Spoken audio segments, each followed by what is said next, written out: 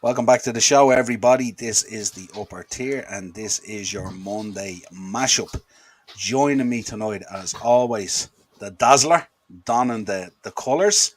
Also joining me, our resident referee, who's going to have a lot on his hands tonight. VAR in full effect this It was weekend. quite a weekend, wasn't it? And also joining me as a bit of backup, Kane Murray coming on to the show. Kane, how are you, man? Not too bad. How are you keeping, lads? Good to have you on. Yeah. Mark Russell will be up there in a bit of backup here. I knew you, Man United lads, would be coming at me tonight, so brought Kane on to give me a bit of backup, as they say. Felt bad Well, you know the routine tonight. We're going to review all the Premier League results. We're going to have a quick rundown of the Champions League action this week, which is where we come into our own Kano, because the boys don't have to worry about things like that.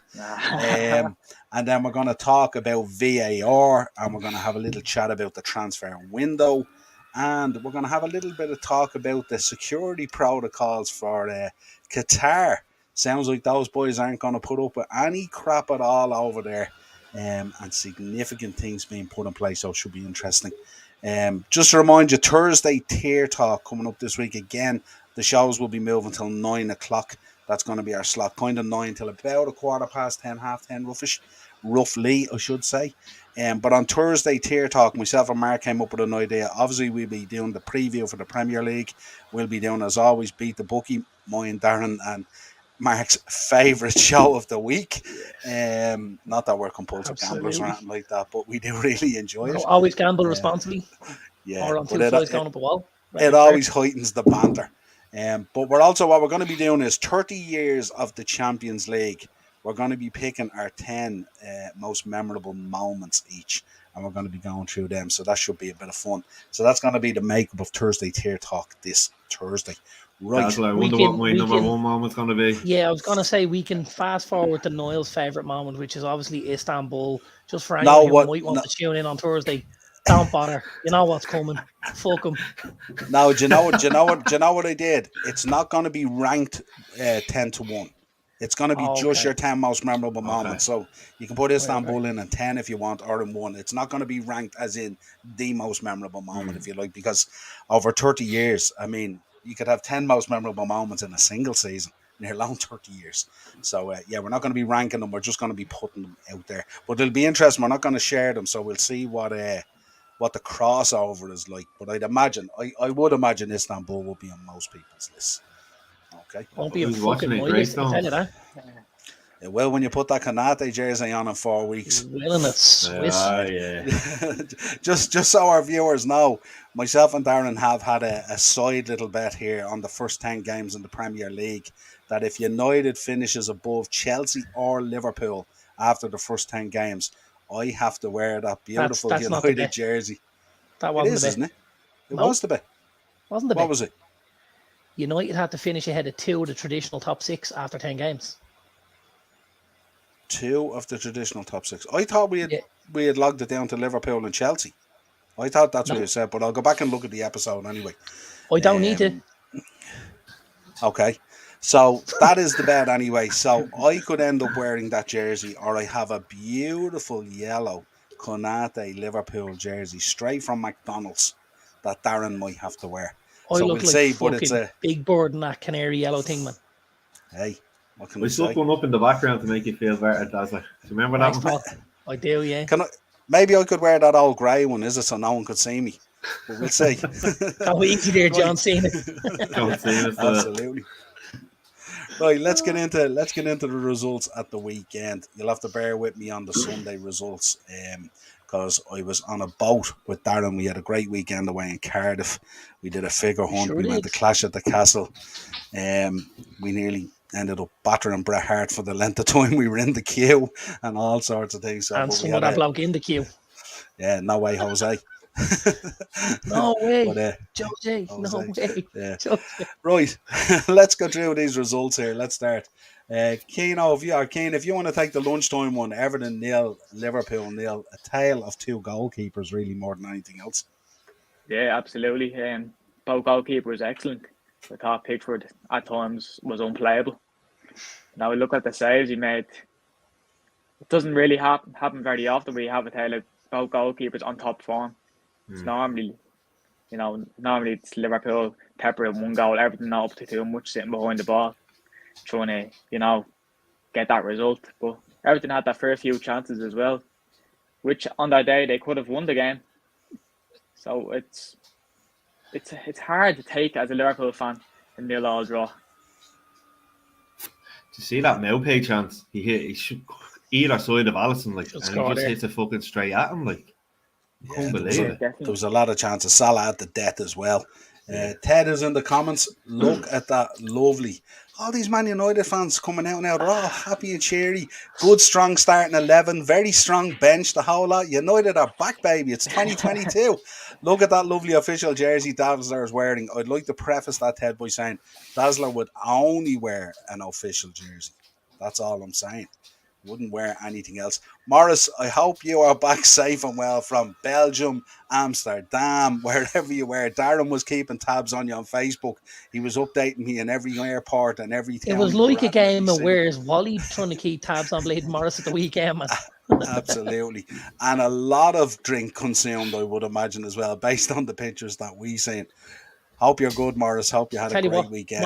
Morris managed to get more gargling himself than we did between four of us, which is a bit scary. Oh, and that was just in Dublin Airport. Yeah. Fair play, Morris. Fair play. Yeah. But yeah, hope you had a good trip, Morris, and a safe one. Looked like you enjoyed it. Some of the pictures are absolutely cracking. And I'm sure that it took the shine off yesterday's result a little bit. Absolutely. Let's start there. Darren, Brentford 5, Leeds 2. Ivan Toney on fire. I called it last Thursday that if he got one, he was going to get a bag load. You did, didn't you, Noel? I did. You let the cat out of the bag. You told everyone. You even gave the fancy football lads an opportunity to get him into the team. Now, I was sitting in the room on Saturday morning. I was having a pony and trap, and I had the phone out, and I was doing transfers, and I thought Noel told me to put Ivan Toney in. Something smells a bit funny around here, so I'll tell you. And boy, was I gutted. We were having one of those uncomfortable conversations where I was in the room on the bed and Darren was in the jacks with the door open, having a dump, asking my advice on fantasy football of all people. I'm horrendous at it, but yeah, I have called a few good ones so far. I don't like bathroom doors, so I don't think I closed it once at the weekend. I showered with it open, I shat with it open, I did everything with it open. I just don't like bathroom doors. They're just like they get in the way. It's the claustrophobia. It's the claustrophobia. Jesus. Yeah, absolutely. Ted back in the comments. Oh, I know Dazzler would support the club with his jersey purchase. Absolutely, Ted. Yeah, so 5-2 there in Brentford against Leeds. Big win. Another huge win, isn't it? Thomas Frank and Brentford keeping the ball rolling after obviously the United victory. They had a couple of hiccups then, but a great victory at home against Leeds the weekend. Back scoring goals. I think the boy Visa and Wemo got on the score sheet as well. So it's a really good day for Brentford. They're going to do well this season, you know. They're making a bit of a fortress down there. That community stadium, you know, they really are. And you have to say fair play to them, you know. Yeah, next up, Mark, Chelsea 2, West Ham 1. This is one we'll be talking about later on in terms of our VAR conversations. Chelsea got away with one, didn't they? You know, West Ham took a bit of momentum into the game, got the goal first. A great ball for Chilwell's goal. I thought it was a great little ball over the top by Thiago Silva. Chilwell still has a bit to do, kind of hit him on the back, but it was a good finish. I thought the keeper Fabianski should have done better at the near post, but as we'll talk about later, it was West Ham should have left there with at least a point. Yeah, it sounded, Darren, it sounded like the referees and VAR were balancing out their previous indiscretions for Chelsea. Shocking. Absolutely shocking. Like, just such a bad decision. Why have anything that's going to help you when decisions like that are being made? Like, it's just... And then, obviously, the City one as well, you know, the Villa goal, the Coutinho goal as well. You're like, Jesus Christ.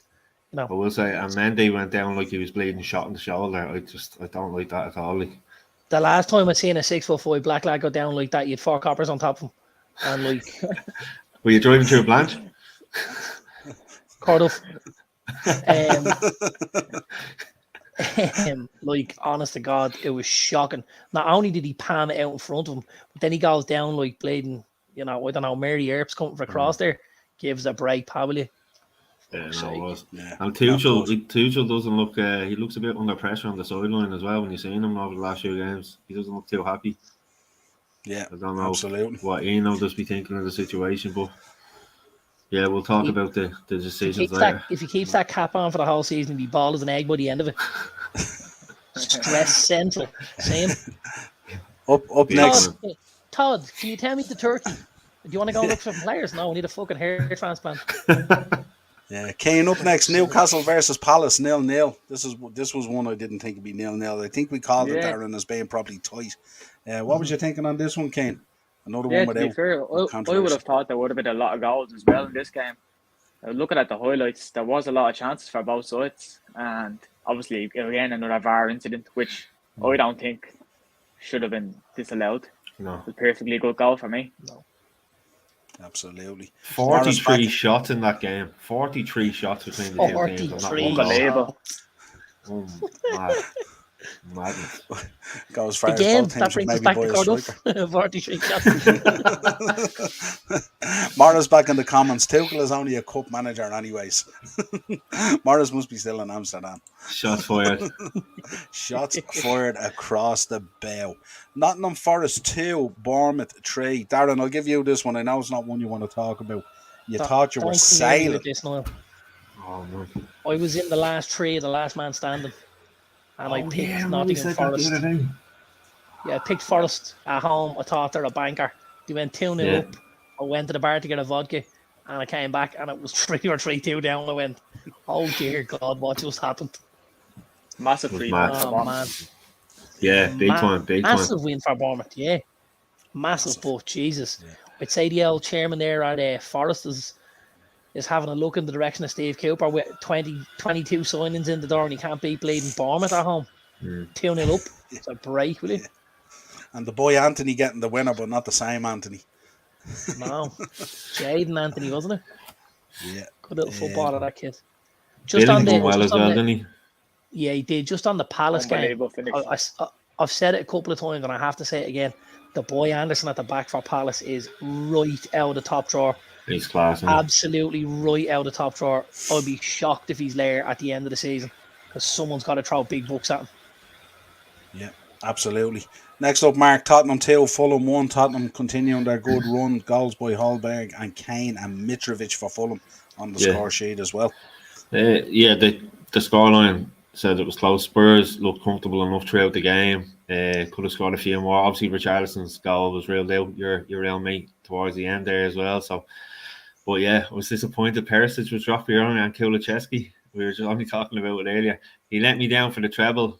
That was like I had Johnson and Tony and obviously Kulusevski, and he didn't start. And he brings him on with I think 11 or 10 minutes to go, and I just thought, But yeah, But listen. at least if he didn't play, you'd get the double. Yeah, you get the double exactly. But listen, another good win. And actually, fair play, Mitrovic. He's banging in the goals. I wouldn't have thought of brought his form in from the Championship last season, but fair play to him. He's doing it in all the big games as well. So, good win for Spurs. 3 points. Yeah, Morris back in the comments. Morris is in the final 3 of his last man standing now. Went with Brighton at the weekend. Great shout. I'm delighted for you, Morris. Thanks, Morris. Put that in there.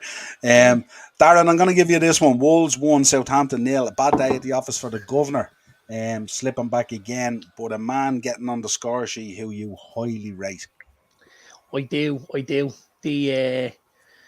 the Eden Hazard of Wolves, isn't he? That little stocky build, that little arse and all. He's just fucking barging lads out of the way with his hoop, isn't he? He's a great footballer, but then absolutely love him. He's got to start staying injury free though, because he gets on this type of a role, and he starts playing games and scoring goals, and all of a sudden he pulls something. Very similar in the Hazard mode, pulls a hammy, pulls something, all of a sudden he's out for 6 or 8 weeks, has to get himself going again, has to get rid of the extra weight off his hoop, has to get his first touch back, gets it rolling, and then again has an injury, and you're just thinking, kid, you've got to do more. He's got all the talent in the world, but he's got to really, really have a big season for Wolves if they're to do well this season, Yeah, absolutely. Did you see who Wolves are signing? Yeah. Diego Costa. Mad, isn't it? They just got a bit rowdier anyway, didn't they? Yeah. Well, they need goals, but he won't be playing a full season. But it'd be good to see him back in the league for the crack. Like. Kane, so long as they don't sign him before the weekend, it's all good. Yeah, because he could be a handful against us, to be honest with you. 100%. 100%. Kane, you take this one, the 5:30, the shock of the weekend that made me feel a little bit better about the Merseyside draw. Aston Villa won, Man City won. Aston Villa absolutely robbed at the death with that Coutinho goal. Mark, I'm sure we'll talk about it. But Haaland on the score sheet again and Bailey for Aston Villa. Yeah, absolutely. As you said, shock of the weekend. I don't think anybody would have gave Villa a chance going into this game. And the big talking point really was Steven Gerrard. Would this be his last game as the Villa manager? And with this result, I think it could be a turn of events with the Villa season getting up and running now, to be quite honest with you. Yeah, absolutely. Haaland and Mings was the big talking point of the whole weekend. Everyone was saying, will Mings be able to deal with Haaland? I thought he actually played quite well, to be honest with you. I know Haaland did get his goal, but Mings defended well. Yeah. He has it in him, but he doesn't do it enough. Let's move into the Sundays then, the 2 o'clock, a man that we admire greatly on the show, Graham Potter. Brighton beating Leicester 5-2. Leicester goals, Ian Nacho and Daka. Goals for Brighton. Darren, you might want to take this. Thomas with an OG, Concedo, Trossard, who I have in my fantasy team, and McAllister getting two. A penalty and one in the 97th. And the one, did you see the one he got that was disallowed? Yes. Goal of the season. Sweet mother of Christ. That's probably goal of the season. Yeah. And it's been reeled out for, whatever. Nothing. Absolutely. Someone's toenail was offside or something. Or fucking, I don't know. Listen, this is Brighton. And we spoke about Brighton last season. We spoke about Brighton earlier on this season as well. When Brighton score goals, they win games, because they're a very, very good footballing team. They create a lot, but they just need to take chances. They've started to take chances a little more regularly this season. Like, they don't have a plethora of talent up front, you see, and they still felt they were comfortable letting the boy Neil Maupay go, which I found astonishing that they weren't going to try and get somebody in to replace him. But obviously he knows that there's lads coming into their own there. The boy in Wetbu is a decent little player. Crescendo was very, very good, and Alexis McAllister looks like he could be another Argentinian superstar at times. I think when he kind of nails down the end product, he'll be a big baller in this league. Yeah, absolutely. And then we move on to the Super Sunday that I had to endure both in the queue for the boat and on the boat with Darren, who gets quite animated and becomes quite the coach during a game, is all I would say. And very good. It was like another episode of that Fan Zone or something like that, where they go to the Fan Zone and stuff like that. It was brilliant. But United 3, Arsenal 1, goals from Anthony opened up with a debut. Really, really good goal. Rashford obviously with 2 breakaways that he took really, really well as well. And Saka with a goal on 60. Mark, what was you thinking on this one? Oh, delighted. Like, we know how dangerous Arsenal are. And coming into the game, I was quite worried, if I'm being honest with you, that we wouldn't be able to deal with it. And then I see McTominay starting, which I thought Casemiro would have started. Because I had been saying McTominay's making some stupid decisions in games.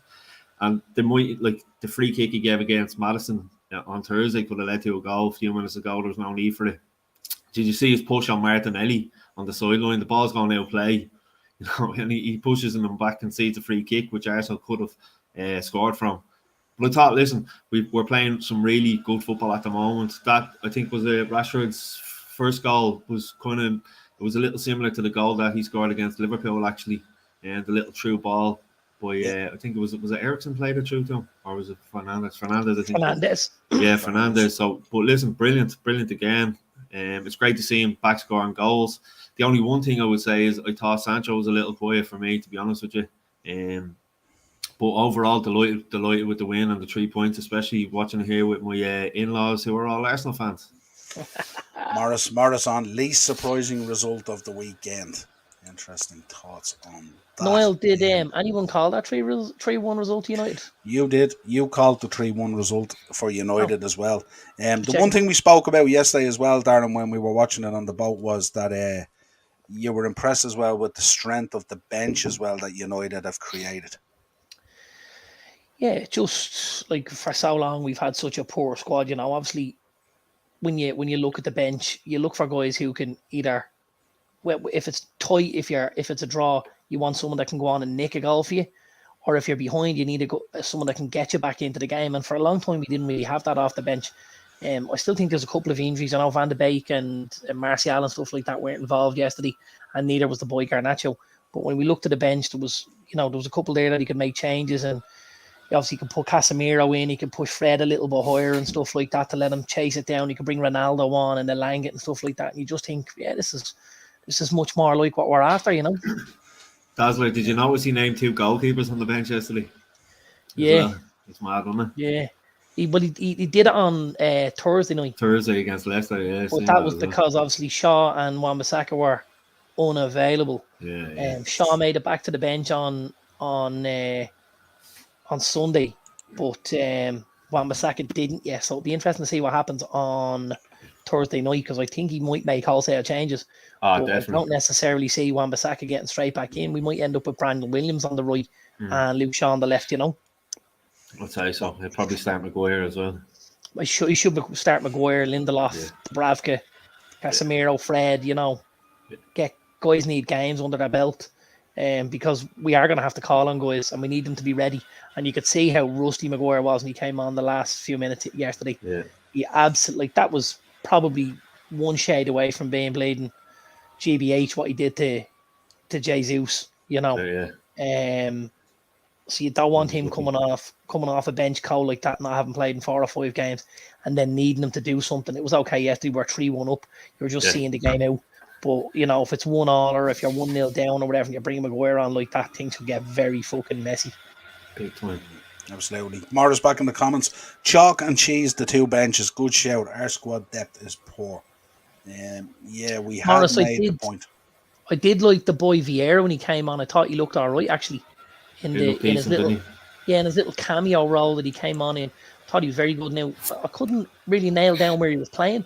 At one stage, he looked like he was playing off the front, and then I kind of picked him up on the right-hand side, and then he moved over to the left. So there seemed to be some sort of a free role from him. But boy, looked like he could play a bit of football, so maybe that's one to look forward to in the next few weeks, Yeah, I think we did mention Darren as well when he made the 3 substitutions and went to the 3 at the back, that it would open up greatly for United, that you'd be able to explore those spaces. Because when Arsenal went to the back 3 seemed very apart from each other. They weren't tight and compact. So there was loads of room there for opportunities to go through and stuff. That Ted is back on again. Maguire, 30 seconds of play, yellow card, and then potentially 2 penalty shoots. What a player! So that rounded out the weekend of Premier League action. Not great from a Liverpool point of view, but the Man United bus keeps on rolling on with Walter White, and him making a case for don't ever worry about the height of a player, that it doesn't matter. Right, let's get into the Champions League. Messi, the growth hormones. Absolutely. Let's get into the Champions League. Champions League is back this week, and let's start off with group. If you're struggling to see that, we'll whack it into full screen for you. Good man. Suits you better. I thought my eyes weren't working until I realised it was so small. Hope you can see that a bit better. What about the screen, Dazzler? What, Marky? I said, what about the screen? Absolutely. Let's start off. Darren, if you want to take, or Kane, you take Group A, because you're Liverpool on here with me. So we have Napoli versus Liverpool. We just dropped a preview there about an hour and a half ago on the channel as well for it. And we have Ajax, I think it is, versus Rangers. Yeah, Ajax versus Rangers and Napoli versus Liverpool. Going to be a tough trip to Italy, isn't it? Absolutely, yeah. I don't think it'll be easy by any stretch. Napoli seem to be a solid team at home, so it should be a tough, tight affair. Liverpool haven't got a great record away from home in the Champions League. The last couple of meetings with Napoli, we've struggled over there, so I think it could be another tight game again. I will be happy with a win, obviously, but I think it'll be a draw. Yeah, I had predicted a draw on the preview, but I reckon, do you know something? It could be a little bit refreshing for Liverpool to take their mind off the Premier League and a little bit different surroundings. So maybe the change is as good as the scene, as they say and stuff. Yeah, So I let's would like see. to see a couple of changes as well. To be quite honest with you, I'd like to see Salah get rested. Don't think he's been up to it the last couple of games, so I'd like to see him drop to the bench. Maybe give the likes of Jota a game. I know he's only had to coming back from injury, but it'd be good to get his minutes in, I suppose. Yeah, it's a tough one to call. Even on the preview, I said they're trying to put together like a starting 11. Trent might make it with the calf injury, but I doubt it. So you'll probably see Gomez out there with Matip coming in. Whether he plays Costas or Robbo, I'm not too sure. But the midfield is the real conundrum. Fabinho obviously shadowing the back four, but he could put the boy Arthur in there. He could make his debut, which would be an interesting choice. And then Thiago is back in training. But I don't know. This could be quite a physical game for Thiago, and it might not suit. In terms of risking him with what's ahead of us. And then it's a question, is he putting in Harvey, or is Carvalho going to come back from the dead leg, or what's going to happen? So he has a little bit more options and stuff like that. And then does he go up front with Bobby? Bobby could be the option. He came on against Everton and he seemed to set the game up a little bit of light. Nunes was a little bit blunt, or does he stick with Nunes against Napoli? Probably the physicality of Nunes might suit against Napoli a little bit better, but we shall see. Ajax versus Rangers should be an interesting one. Rangers coming off a bad loss, obviously, against Celtic. Not ideal preparation to be going to Ajax and to Amsterdam. That'll be a tough one for them. But we'll see how that goes out. I'm kind of thinking a draw, maybe Napoli and Liverpool, and maybe an Ajax win. That's what I'm looking for. That's what's probably going to happen in A. In B, B's fixtures are, I have to try and figure these out now. What have we got? We've got Atletico against Porto and Bruges against Leverkusen. There you go. I just have them tallied down here by times on each night as well. Yeah, they're playing Wednesday night. Okay, they're both on Wednesday night, are they? Yeah. Okay. Yeah, Atletico versus Porto. Darren? Pretty early on in the competition, isn't it? I suppose you'd favour Atletico, but they haven't started off the season amazingly over there in Spain. Porto, typically a reasonable side in the groups, but again, have been picked apart by the vultures in Europe again this season, and picking players out of that squad. Oh, go on, let's go 1-1 on the draw. Yeah. And Bruges versus Leverkusen. Yeah, it's in Bruges, is it? Yeah. Yeah. Hey. Is it Leverkusen that just signed Hudson Odoi as well, is it? Am I right? Yes, that's right. Yeah, and they're playing him in a wing-back role, apparently, because he plays in the back five. 3 across the back, 5 in the middle, and 2 up top. But I think the boy Hudson Odoi could do very well there. Very, very well there. I was surprised Chelsea let him go, but I was also surprised Chelsea didn't play him when he had him. So there you go. But yeah, I think I'd have to favour Leverkusen there, even away at Bruges. I know they popped up with a good result the first night last year, didn't they? They held PSG to a draw in Bruges. Yeah, and then Group C, we have Inter versus Bayern, and we have Barcelona versus Victoria, isn't it? Victoria Barcelona Pilsen. versus Pilsen, yeah. So Barca versus Victoria Pilsen. Kane, what you thinking on this one? This is a great group, actually. For the Barcelona game, surely it should be a straight enough victory for Barcelona. You know, they've started the season well. Lewandowski's banging in a lot of goals lately, so I can't see anything else other than a Barcelona win by at least 3 or 4 goals. And then yeah, and then looking at the other game, Inter against Bayern Munich will be a tough game. Munich travelling over to Italy, is it? Yeah. Yeah, you know, I watched Munich away to Union Berlin the other day, and they weren't great, to be quite honest with you. They got a 1-1 draw in that game, and Inter can be, you know, that type of tough team to break down. They try to catch you on the counter attack. So I can't see Bayern Munich getting something out of the game, possibly nicking the game 1-0 or 2-1, but it won't be an easy game at all. Yeah, it's an interesting one. Munich seem to be doing really, really well. Mane has settled in there greatly, which breaks my heart. But from Victoria Pilsen's point of view, what a group to be in! Like the money Yeah. they're going to generate from If you're, being in if you're a that group. season ticket over there, you're rubbing your hands together, aren't you? Absolutely. Yeah, myself Yeah, and Darren made the point as well that when the draw was made, remember the manager? The manager was like, 1 minute he had his head in his hands, and then he realised, got the outlet TV money off. This is going to be fantastic. You know what I mean? So a few nice jerseys to add to the collections as well for the players. yeah. Group D, we've got Frankfurt versus Sporting, and then we've got Tottenham versus Marseille. I think that Tottenham versus Marseille game could be one of the games of the week. Marseille they're pretty strong out there at the moment, and Tottenham as well, kind of doing real well at the minute. So they are, but Marseille don't score lots of goals. That's the big problem they have. Yeah, they don't score. They're tight at the back, but they're not a free flowing football inside where they're creating chance after chance. And I just think, the way Spurs are going to come out under Conte, I think Spurs will just grind them down, and you'll see another scruffy 1-0, 2-1 victory to Spurs, like we've seen lots of already this season. Yeah, how'd you feel about the other one, Darren? Eintracht, Frankfurt versus Sporting. They've been the real surprise, haven't they, Eintracht Frankfurt? Yeah, well, Eintracht were obviously, they won the Europa last season, so it was a huge result for them to beat West Ham and stuff like that, went on to lift the trophy. Sporting again, Sporting have had the Raiders in again this summer, haven't they? The boy Mateus Nunes and stuff like that, and Goncalves and stuff like that. Quite a few of them. Paulinho as well. That's right, the lad that went to Fulham. A lot of boys have left the Portuguese shores there. That's going to be a tough game, I think, for Sporting. And now I know Eintracht lost a couple of players as well. And the boy Filip Kostic and stuff like that. He's gone to Juve. But I think Frankfurt will still have enough here. I'm going to go on an Eintracht win. Okay, and then we move on to Group E, which is Zagreb versus Chelsea and Salzburg versus AC Milan. Marco? Chelsea need to start with 3 points, really, don't they? Have to improve on their performances over the last while.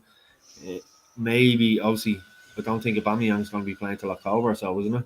That's right, yeah. So you would expect them to pick up 3 points. Oh, that's awful, isn't it?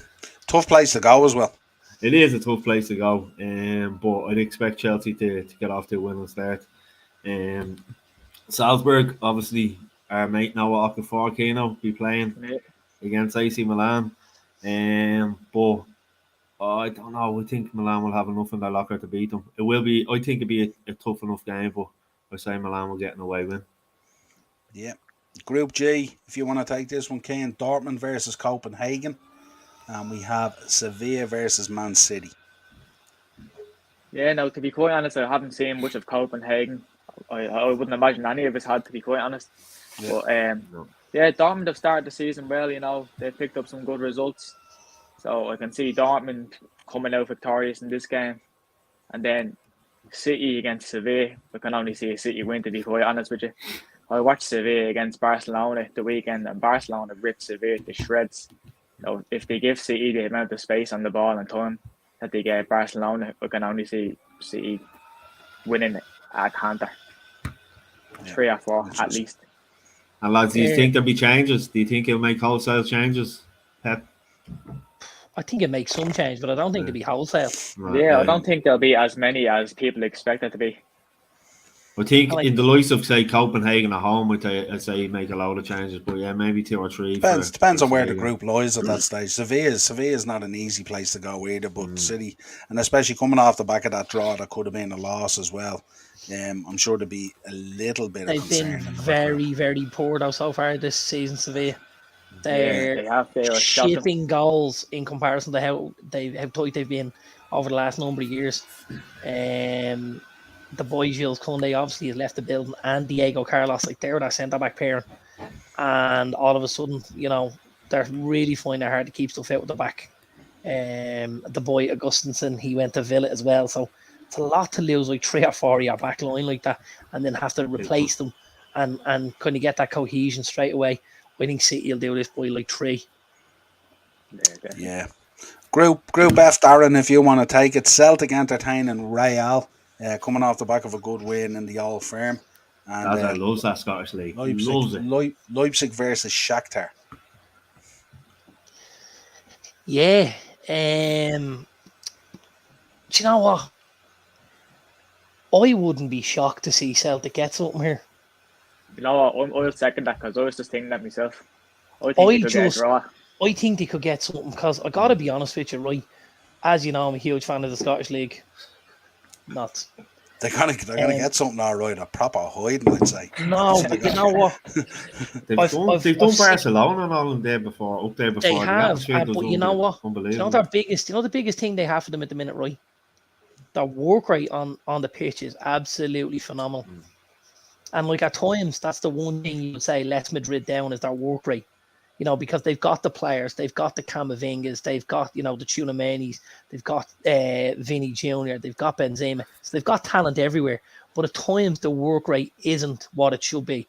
Now, if they start off slow up at Celtic Park and the fans get behind Celtic nick an early goal, Real have to start pushing then. And all of a sudden, it leaves a bit of space at the back.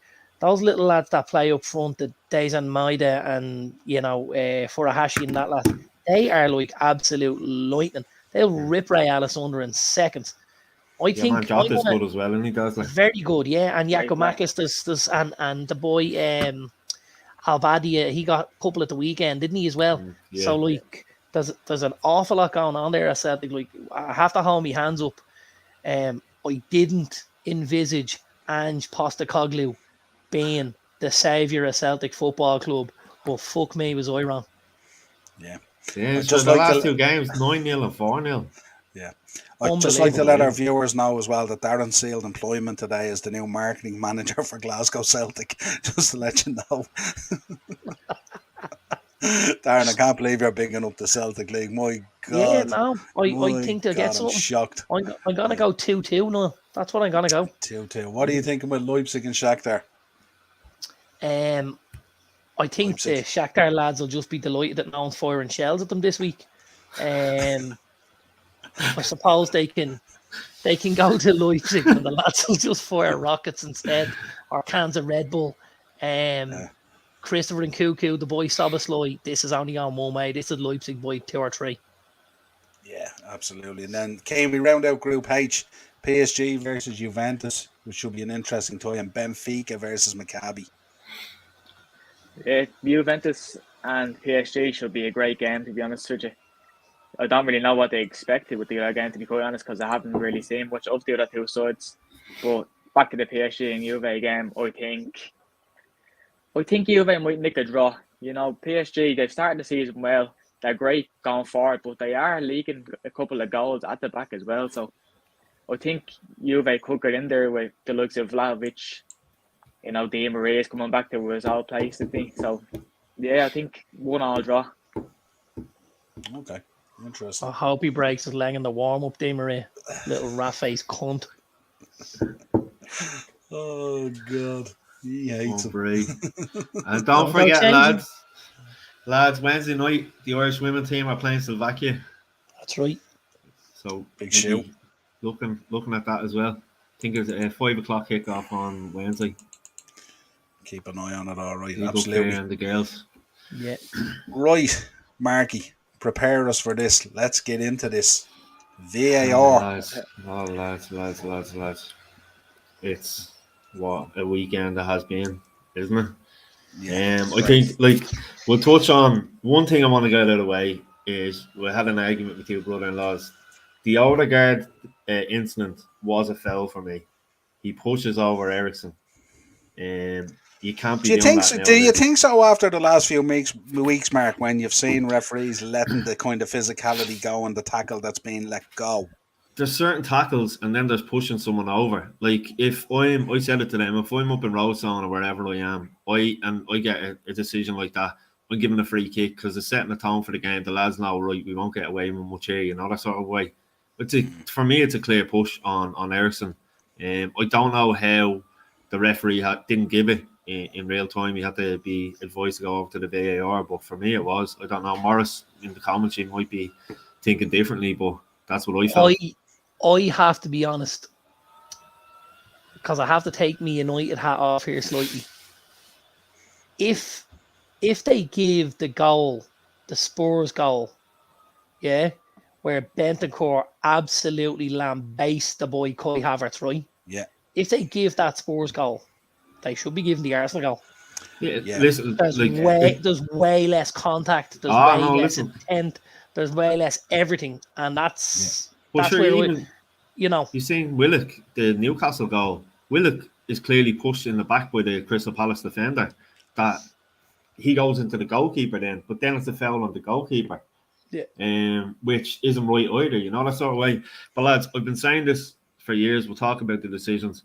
The FA have known about this since 2012, and they haven't invested in it properly at all. Where some of the other leagues have. We seen the Euros last year was ran very well. There wasn't many discussions about VAR. In fact, like in the Dutch league, they have three people monitoring the VAR, where in the Premier League it's only one. So it is. Listen, you can give them all the tools they want, but it still comes back to human error at the end of the day, and in the opinion of that referee. So that's what the FA need to invest in more people. Now, I had a discussion with one of the lads there on WhatsApp earlier. He was saying about, former players learning the laws of the game and getting them involved in this, that, and the other. Former referees as well. But,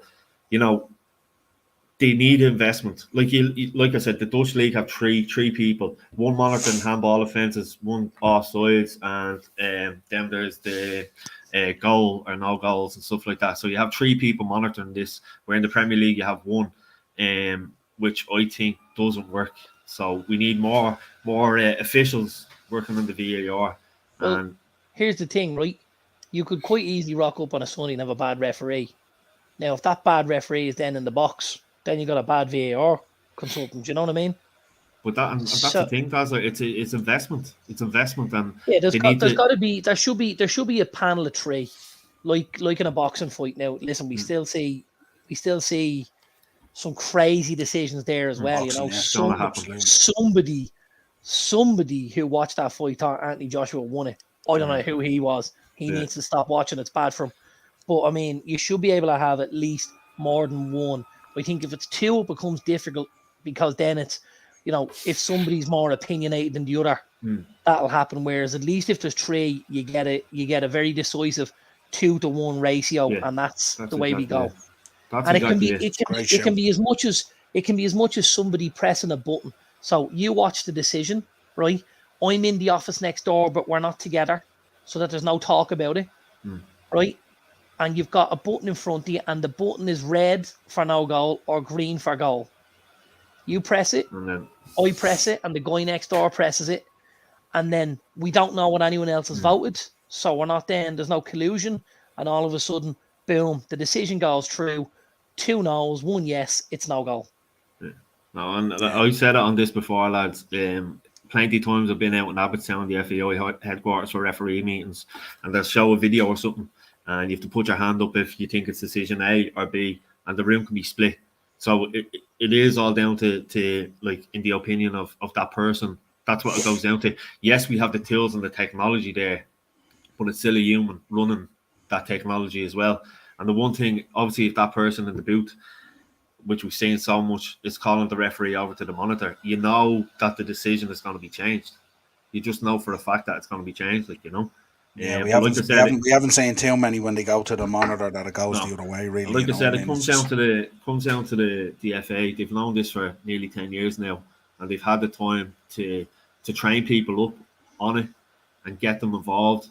Because remember, it started in the Dutch league, and then it went over to America for a few years, and they just wanted to kind of polish it off over there to bring it back to Europe then. So we've known about this for a very long time, and there should have been people. Like, there was 5 people in the Euros, there was 5 people monitoring the VAR, 5 officials. And like Dazza was saying, you're going to get a consensus of, right, it's the right decision or wrong decision, instead of one person thinking it is, that sort of way. So, like I said, we need to invest in officials. Well, the FA need to invest in officials and get them to learn the laws of the game for each episode. But there was stupid, that Mendy one. Seriously, anyone could see that. Wasn't it Jared Bowen? His trailing leg hits off it, but listen, it's never ever a foul. Like I said, the Newcastle one, as well. Joe Willock was pushed into the keeper. If that referee went over to the screen and was deciding to disallow the goal, it should be a penalty, surely, if the player's pushed in the back. The push in the back, yeah. Yeah, so...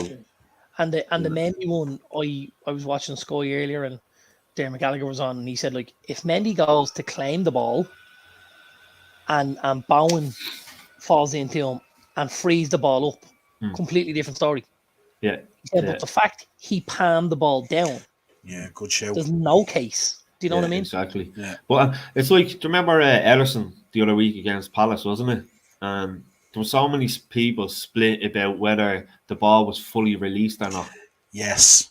Great show. I actually thought it was. I thought the goal should have stood, but obviously with the referee, I can't remember who was it Michael Oliver was in charge, but it's his opinion that it wasn't, and Emerson got away with it. But I thought from some of the angles I've seen, he had fully released the ball. Yeah. I still also think, there's a slight bias in favor of the bigger clubs, and I support the bigger clubs, so I'm not fucking really disappointed about that. But like, if you look at what we're looking at the weekend, the goal against Chelsea, West Ham gets shit on. It's all so obvious, isn't it? The goal against City, Villa gets shit on. It's there's another thing for you, Daz. Like a Coutinho one, right? The referees are being encouraged to let the play go on, and the assistant referees to let the play go on as much as possible, which some people think isn't right, because obviously if it's the player's offside and they don't flag up in time, he could get injured. There could be a collision, this, that, and the other. But then there's the other case of what we've seen over the weekend, where the flag and he wasn't, the Villa player wasn't offside either. And we spoke about that yesterday, Niall. The fear of getting it wrong. And I mean, even with the Villa one, he plays the ball backwards. That for me was, I looked at it and I went, I don't even care if he's offside. He's played the ball backwards. Yeah, it was like Ericsson. It's the way Ericsson squared that ball to Rashford yesterday as well. The way he timed it and stuff like that and all. Yeah, absolutely. Yeah. But that one he blew too early. Like I said, a lot of people are giving out about the phase of play been played for too long because of collisions and whatnot. But that was way too early for me. The assistant referee didn't do himself any favours there at all. Yeah, isn't it mad to think the way they're doing that now, where they let the phase of play continue and stuff like that, because of the fear of getting it wrong, because of the people they've put into those positions. Yeah. It's mad, isn't it? Like, but sure, I think it's a better idea to allow it go ahead, see him put it in the net, and then call it off. If you call it off straight away and the flag goes up and you've gotten that wrong, you've denied the team an opportunity to score a goal. That could be to take the lead, to get back into a game, and these goals, we know how important they are and how much money goes on these goals now, because we look at it with the goal a few years ago. Remember the Sheffield United goal? Yeah. Was it over? Was it not? Like, how much did that cost them? That's huge. Huge. Yeah, it's massive. Yeah, and even the predicament that Stevie's in with Villa there, like, a win would have been massive. Huge. Massive. Kane, what you're thinking of it? Obviously, the referees have obviously been instructed as well to allow a bit of physicality, come back into the tackle and into the battle there and stuff. But it's how you judge that as well, because what happens is when you allow that, one referee's view of physicality and another referee's view of physicality can be very different, and it's open to opinion again. Yeah, definitely. Like, the one thing I will say, you just want consistency across the board. Now, you see decisions go one way, and then the exact same incident happens the next game, and it's a completely different decision. And you're just saying to yourself, like, how can this be given in one game and not given in the next? There's no consistency in the game. It's the interpretation of that individual of the laws of the game, and everyone's opinion or interpretation is going to be different. I know, listen, as a fan, 100% you want to see consistency, but because of that, like I said, it's an interpretation of the law. You're not always going to get it, unfortunately, Unless you get the same fella to do all the fucking league games.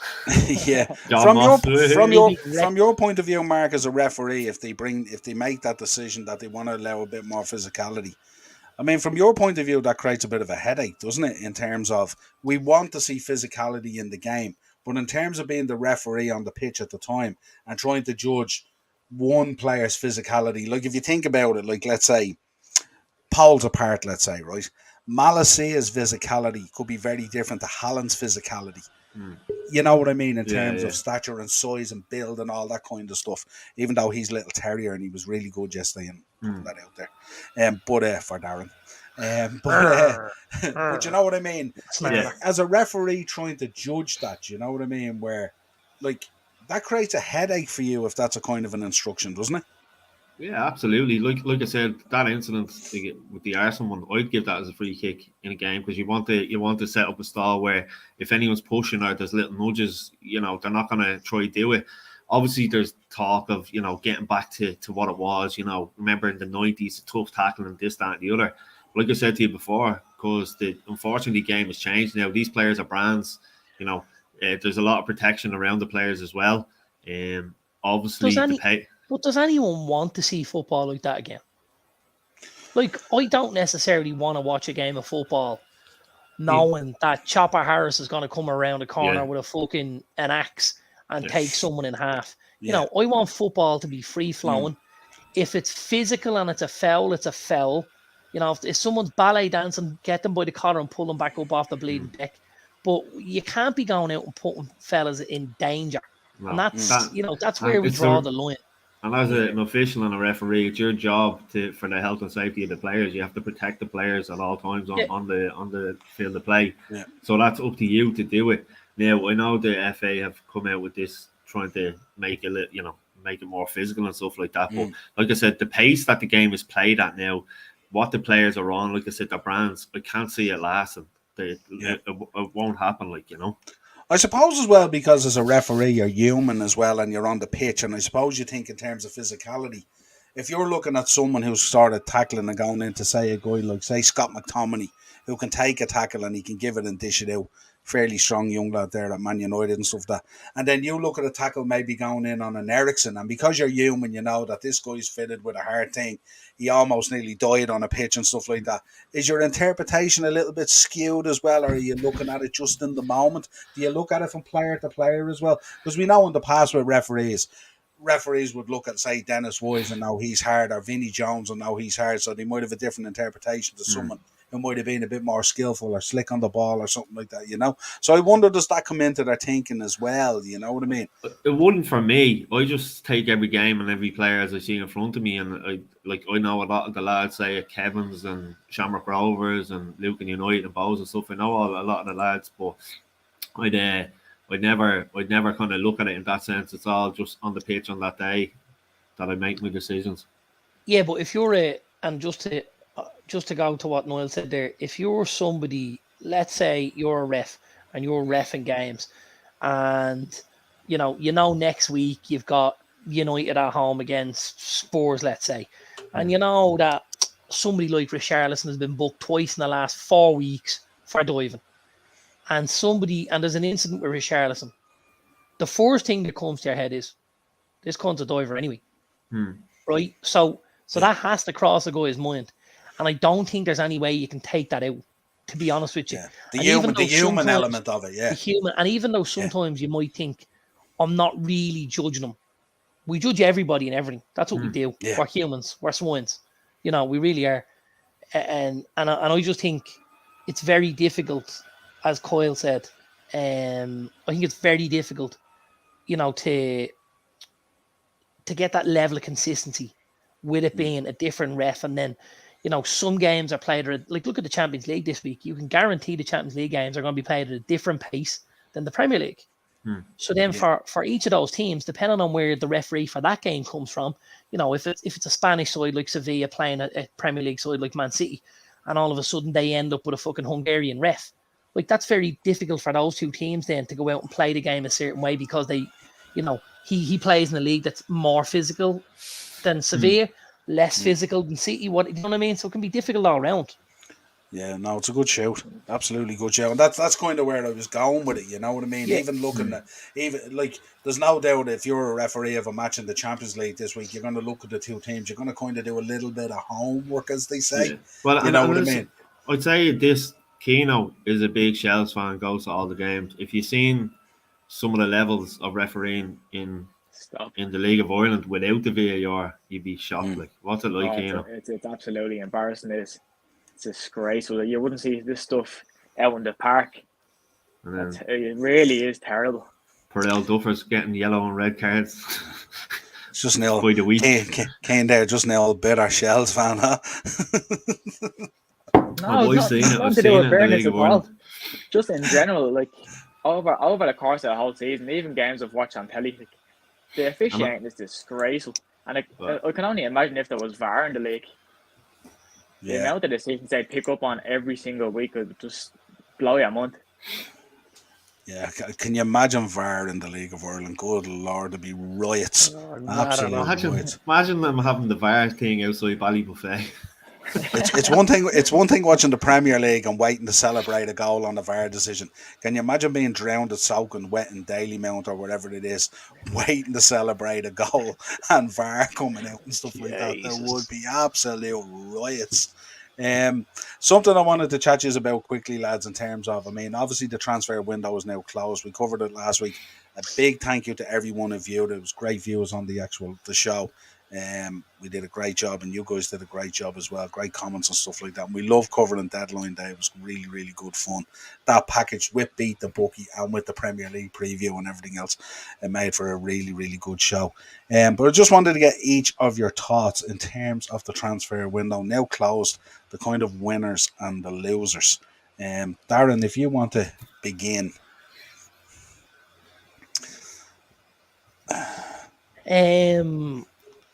Yeah, God, I don't really know who I could think of as a winner now. Oh, hang on. Yeah, so United, we won in the window. That was a good window for us. I absolutely believe we could have done. We could have made other moves. For me, I'm still a bit pissed off that we have Ronaldo at the club. I don't think he's good around the place. I don't think he's got the right attitude. I loved it. Actually, I loved it yesterday. He said he's hardly bringing Ronaldo on, and Ronaldo comes on. And then Darren's comment yesterday when Ronaldo shouldered that ball back in, remember, for Arsenal, who picked it up in the middle of the park and they went on the attack, and Darren goes to me, there you go. That's everything we need to know about Ronaldo. It's just like, you're just like, what's he doing in there? Like, he's... And he's only there because no one else wants him, Dazzler, isn't it? And and we put him on too much fucking do-re-mi marky that no one's going to take a bite out of it, we thought we'd suckered your man in at Napoli, and even he found his senses and was like, I'm not taking him, you're mad.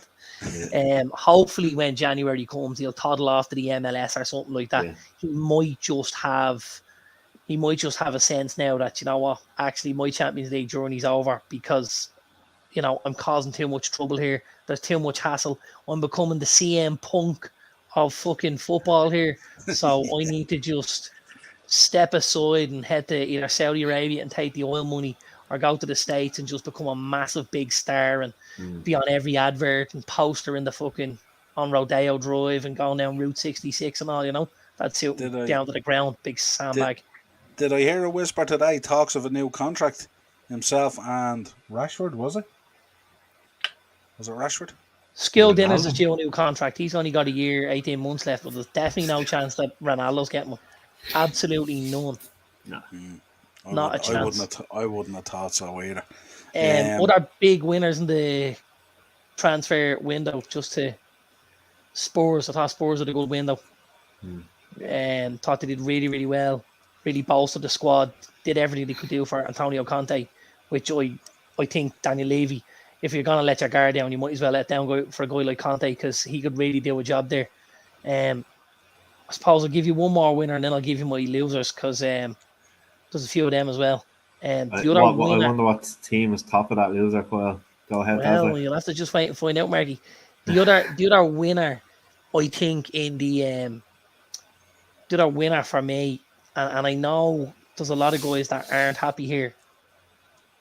I think Arsenal had a really good window, and I know Morris isn't happy with it. I've spoken to him already, but I think they went and they rectified a lot of problems. And I think when you go to a window, if you have problems and you find solutions, you're not looking. You can't always solve every problem. That's the issue, And as football fans, we know how can't get the word out, fickle we are. I think just, we've got to be a little more patient. But I think Arsenal had a good window for me. They've done a lot better in the centre half, obviously with Saliba back in and stuff like that. They got Zinchenko in, and they've obviously bought Jesus in and stuff like that. Very, very good he's been for them. And they kept hold of some good guys as well. There was talk of Saka and Martinelli both being linked with moves away from the club. They kept hold of both of them. They nailed down Odegaard. Lots of good stuff for Arsenal as well. And I know Morris isn't overly impressed with it, but I think he's been a bit harsh on his board and stuff like that. Losers, there was lots of losers in this window. I think Leicester are a massive loser in the window, massive. Absolutely. Yeah. I think Leicester they're really going to struggle. I think Brendan Rodgers needs to turn this around sharpish, because the longer it goes, the more difficult it's going to be, and the more likely it is you'll see. Yeah, I think he might. I actually spoke to Niall about that last week. I wouldn't be surprised to see Rodgers walk, if I'm honest, because I kind of think he feels like he's been let down by the club a little bit. And I know a lot of it has to do with financial fair play and stuff, but I still think he's been thrown to the lines a little bit. And again, I know I'm going to upset people now, the other massive loser in this window for me was Chelsea. I think Chelsea had a really, really poor window. That's a massive shout, isn't it? When the amount of money that was spent, that's part of my top spenders, weren't they? Chelsea spent more money in the Premier League than any other side. Now listen, some of the moves I can't argue with. They got the boy Dennis Akari in on a loan deal. It's a good deal. Job done, right? They've gotten Koulibaly in. It's a good deal. He's a good footballer. It hasn't gone his way just yet. The boy Fofana, again, I think he's outrageous. I think at 70 to 75 million, I think it's a fucking bargain. I really do. And I know people are talking about, but City paid 55 for Haaland. Listen, that's the way the contractual things where Fofana for me is going to be a serious footballer for Chelsea. But I just think the squad itself is very, very lopsided and unbalanced. And I don't think Aubameyang is going to help the situation. I think it's going to be like pouring petrol on a burning building. Because I think he's an absolute degenerate fuck. Last week. Yeah, I really do. I don't like the guy. I watched that Arsenal documentary. He's a cretin. He really is. If for no other reason than that fucking stupid gold tracksuit he walked around in and his Ponzi car, like Sir Alex Ferguson used to. You heard the Wayne Rooney story. Fergie says to him, what kind of car are you getting? It was a Ford car. Giggsy ended up in an Escort. Beckham had something else. And you've got this absolute bleeding mongoloid walking around the place, showing the young lads. Now that's one of the youngest squads in the league at Arsenal. Impressionable young lads with lots of talent and ability, and you have this just absolute sewer rat going around the place, showing them everything what not to do as a footballer. Yeah, true. Yeah. And another good Chelsea signing was your old mate from Brighton, Dazzler, as well. Thought that was a good signing. Yeah, Cucurella and Raheem. Yeah, I think. Well, here's the thing. I think Cucurella is a brilliant signing, right? Love the kid. The weekend, Chilwell is the man who gets the goal, the assist, and the thing. And I'm thinking, if I'm Chelsea and maybe the midfield looks the way it does, and maybe up front looks the way it does, why am I throwing like 50 million at a left back when I have Ben Chilwell there? That for me was nuts. You've now got 2 of the top 5 left backs in the country. Yeah.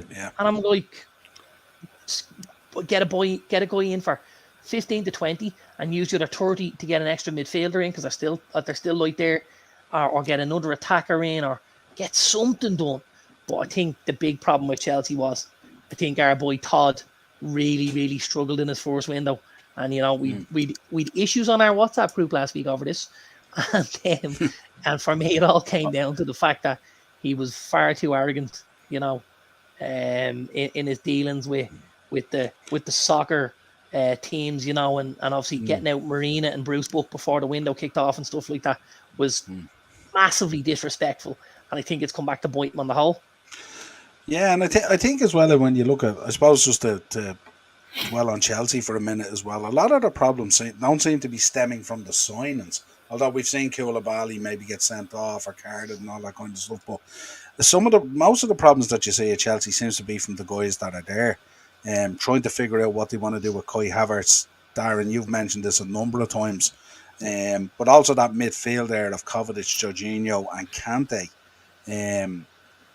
Sorry, I seems should to mention as well. I think Sterling's a great signing, by the way.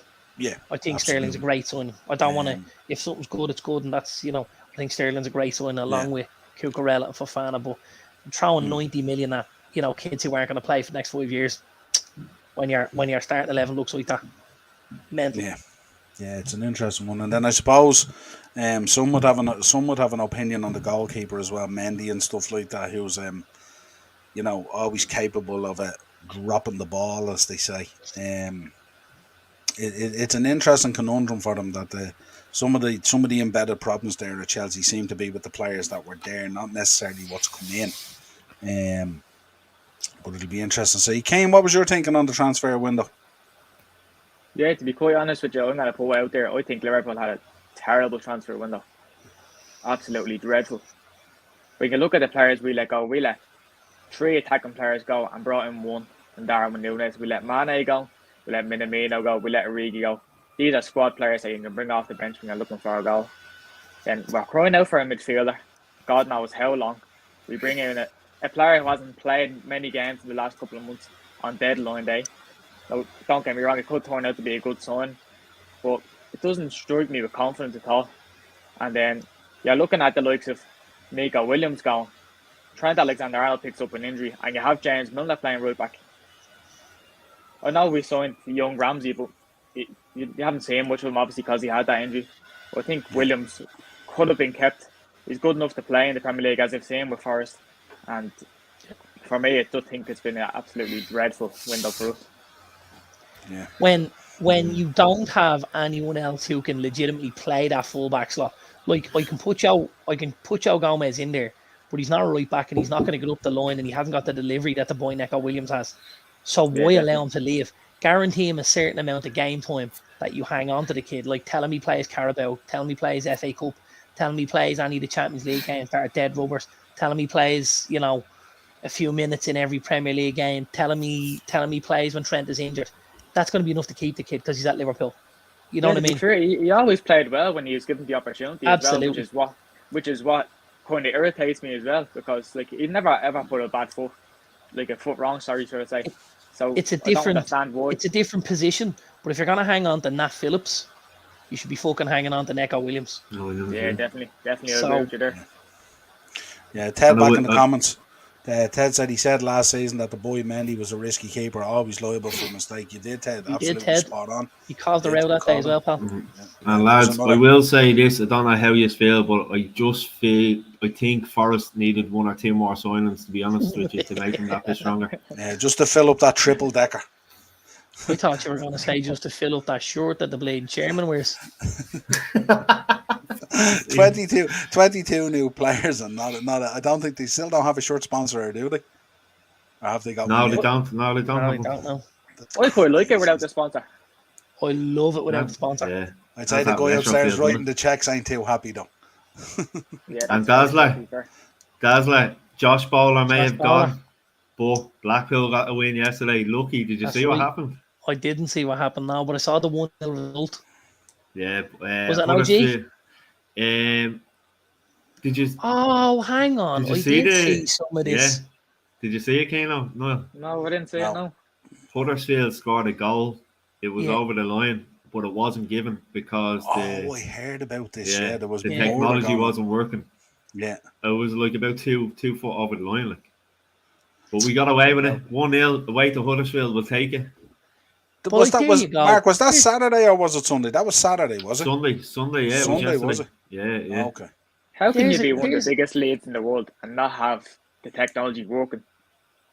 Look at it. Kane, you just have to look at how far you have to scroll down on live scores to find it, you know what I mean? So that says whether the technology is working or not, with the distance the ball is over the line, surely the line should get some of it, like.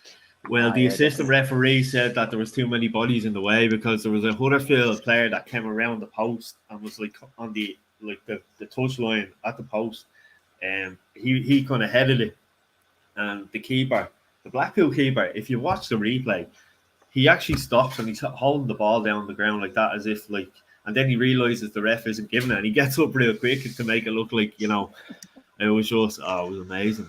Not an ounce of decency in these keepers at all, you know what I mean? Not one of them tell the truth, Dazzler, huh?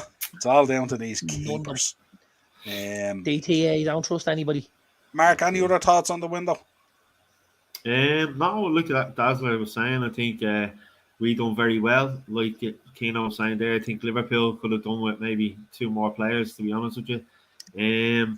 Leicester, yeah, Phil for Rodgers, I think he's going to walk, if I'm being honest. Yeah, Spurs done decent enough as well. Obviously, we can slag Forest, but they brought in some decent players. Like, if you look down the list, there is actually a few decent lads in there. How is he going to embed them in the team? I don't know. It's down to Mr. Cooper himself, but it's tough on Rodgers, isn't it? Myself and Darren talk about it. He comes out in front of the cameras, grinding his teeth on. Fofana's not for sale, and he's, you know what I mean. And they're in the background shipping him off to America for a medical. Yeah. It's gas, you know what I mean. It's just sticking stamps on his arsehole. Yeah,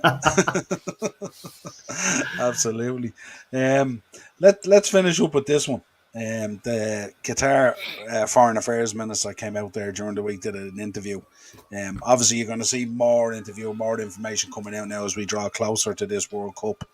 But saying that strict security protocols are going to be in place to ensure the safety of fans and players and everyone, basically. I don't know, anyone who's booked the trip to this, I don't know whether you're going to have a good time or not. Darren, thoughts? Wouldn't be somewhere I'd be going, pal. Too many rules and regulations. I don't fancy walking through the local mall, taking a jelly baby and losing a fucking hand. You're all right, I'm busy. You me and Darren walking by the old pick and mix stand, you know, trying an old rhubarb and custard. Next thing you're getting beheaded. I had a full jelly snake at that bleeding Clash of the Castle the other day off that pick and mix table, and nobody said a bleeding word. Imagine that. And he actually came over to me and was shocked. Tell him about the lady that walked over to weigh her sweets and the price. Yeah. No, I was at a different concession stand. His was selling burgers, you know. And I went over and had a look at it. The sweet table. There was a big pick and mix job. So your woman went up, stuck the sweets on the scales. Your woman behind the thing says, that'd be £26, please. This is in the Principality Stadium, like, you know. It was £3 100 grams. Jesus Christ. So don't get that with Sweet King, Dazzler. No way. Darren walking off with the jelly snake hanging out of him, about 400 grams in his mouth, looking down the barrel of £12. He just struts off. Yeah. Mark, thoughts? Yeah, well, Dazzler would be happy to know that over in Qatar, there's no doors in the bathrooms in any of the hotels. So, yeah, no, listen, we know it's going to be so strict over there. We know why it is over there for the old. So, whoever's going over there is not going to have a fun time. It's not going to be like, you know, the scenes that we seen the Scottish fans in, remember in London last year and stuff like that in Leicester Square. It's nothing going to be like that. There's going to be no real atmosphere. So, we're not expecting much. There'll be no real atmosphere because the heat will just sap the life out of fans. You won't be able to have a gargle out in the street. Like, there'll be no bleeding, there'll be no nothing going on. This would be this would be like the Bray Wyatt festival of football. Like, this would be like fucking masks on and fucking head down. Like, this is going to be grim as fuck. And all you're going to see is fellas in the audience with fucking towels in their head, pointing at a game that they haven't got a fucking butchers about. Fuck off, FIFA, you shower of cunts. Be like watching the 100, Darren, yeah? Exactly. You'll think we're in fucking Edgbaston again. Batting one off to the right. Fuck's sake. Kane, give us your thoughts on it. Yeah, to be quite honest, it's kind of a bit of the unknown. You don't really know what to expect.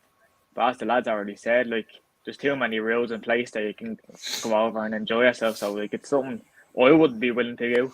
And I can't see many, like, say, for example, English or Scottish making their way over there. Because it's a shambles, to be quite honest with you. Even the whole setup of it is disgraceful. All the money, and to have it in the winter, it's disgraceful, I think. Just ruins your whole summer. The having in the Brits winter, maybe. absolutely browning themselves at the thought getting locked up abroad in fucking Qatar with Sinbad the Butcher with one fucking eye patch on and a hook on the other arm shoving up his hole, tearing the Jack flag on. Jesus Christ. And that's just in Heathrow. That's just outside WH Smith. Yeah, absolutely. Yeah, no, it's gonna be a real interesting one because there's if there was ever a location that doesn't lend itself to like football and football fans and what the core of what football is about and being a football fan, not necessarily fighting or rioting or stuff like that, but the letting down your hair and the enjoyment of it and stuff like that and all. It's a strange one, Ted, back in the comments. Listen, as long as we get the cameraman capturing crying children as their team loses, the World Cup will be grand. Oh, and you know what I was going to say? Like, my abiding memory of the World Cup has always been, when the World Cup is on, the kids are out in the street and they're having a kick about and they're wearing the jerseys of the other countries. And you've got the kid, oh, Ronaldo, Lewandowski. Like, are the boys going to run around the fucking sand dunes saying that, or what's the crack like? Quick, get in your desert buggy. Let's go for a spin, and we'll bring the ball. Stop. Yeah, no, it's a tough one to call. Really, it's going to be interesting to see how it all shapes up and works out and stuff like that. But certainly, it would be you'd be on tender hooks going over, all right, wouldn't you? Thinking about what you can and can't do and stuff like that and all. You know what I mean? You'd be really thinking about it. Yeah, absolutely. It was only a jelly baby. Have to get a different mouse. Have to get a different mouse to control StreamYard, wouldn't I? Well, lads, a pleasure as always having you on. This has been the Monday Mashup. We look forward to a festival of football this week between the Champions League, the Europa League, and the Premier League. So it's going to be non-stop for the next few weeks in terms of content. We will be back with you on Wednesday. I'll be doing a match reaction after the Napoli game for my sins. And then on Thursday, we'll be back with Thursday Tier Talk at 9 o'clock. Like I said, we're going to be previewing the Premier League. We're going to be doing Beat the Bookie. And we're going to be giving you our 10 most memorable moments from 30 years of the Champions League, which should be a lot of fun. If you want to contact the show, it's the Upper Tier Podcast at gmail.com. You know where to find us. If you've been enjoying it, thanks for viewing it. Obviously, drop a like on the way out. Really, really important for us. Subscribe to the channel and share the content. You'll find us out there on Twitter at the Upper Tier. You'll also find us on Twitter for the Liverpool ones at Session Shankly. And we will talk to you again Wednesday evening. Cheers, lads. Thanks, lads.